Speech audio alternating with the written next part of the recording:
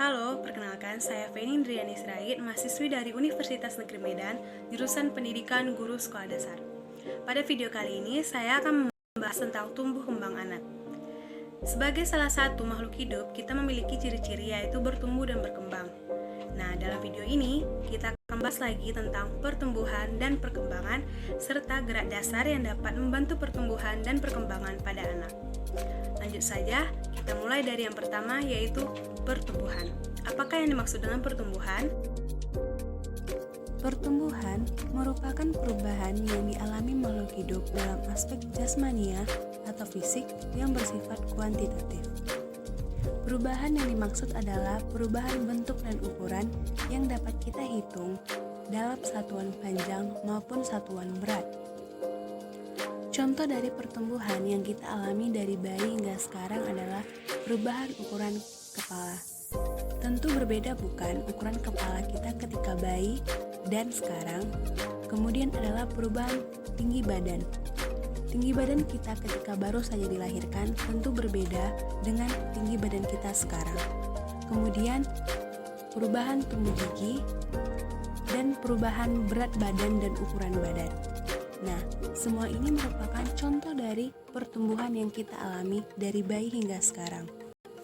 Nah, yang kedua adalah perkembangan.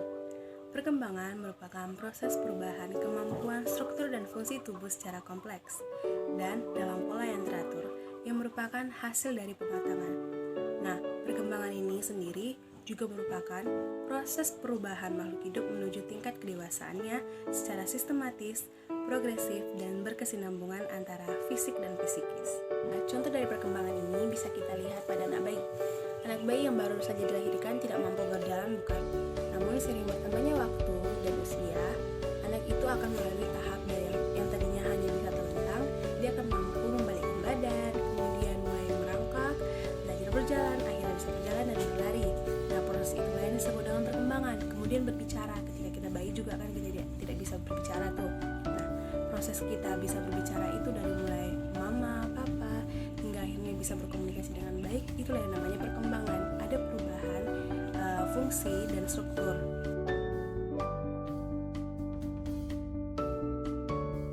Selanjutnya, kita akan gerak dasar. Sebelumnya, pasti kita bertanya-tanya, mengapa gerak dasar ini sangat berpengaruh dalam tumbuh kembang anak? Sebelum kita mengetahui alasannya, lebih baik kita tahu dulu apa itu pengertian dan jenis dari gerak dasar.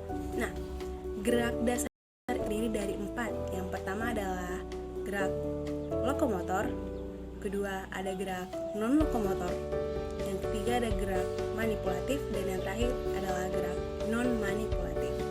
Nah, keempat gerakan ini merupakan gerak dasar yang dapat menstimulus anak.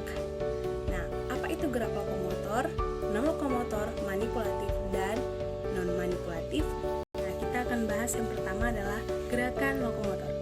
Gerakan lokomotor merupakan gerakan yang dilakukan dengan perpindahan tempat, yaitu antara tempat yang satu ke tempat yang lain. Contoh dari gerakan ini sendiri adalah berlari, melompat, berguling, dan berjalan. Yang kedua adalah gerakan non-lokomotor. Tentu saja ini merupakan kebalikan dari gerakan lokomotor, yaitu gerakan yang tidak memerlukan perpindahan tempat pada saat pelaksanaannya.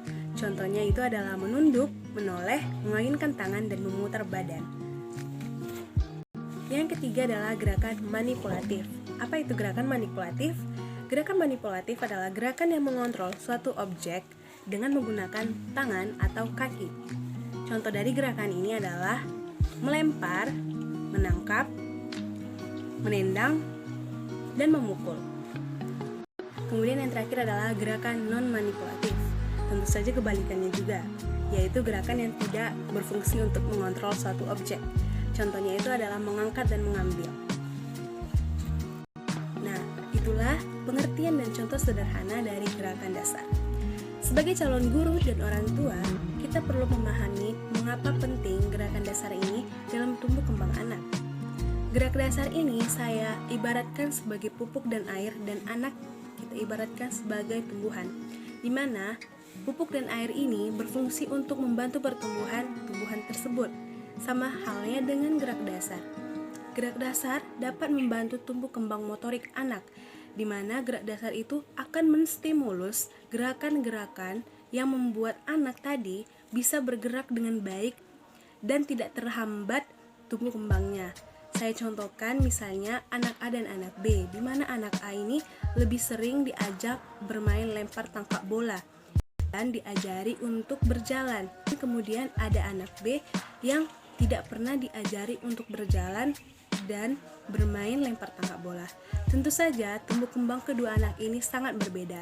Kemungkinan besar anak B akan terlambat berjalan dan terlambat berbicara dikarenakan kurangnya stimulus yang diberikan oleh orang tua kepada anak tersebut.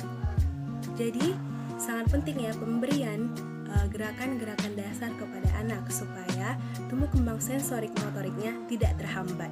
Nah, selain memberikan gerakan dasar, kita juga perlu melengkapi anak dengan nutrisi yang tepat dan pengarahan yang tepat. Baiklah, sekian video kali ini. See you in the next video. Bye-bye.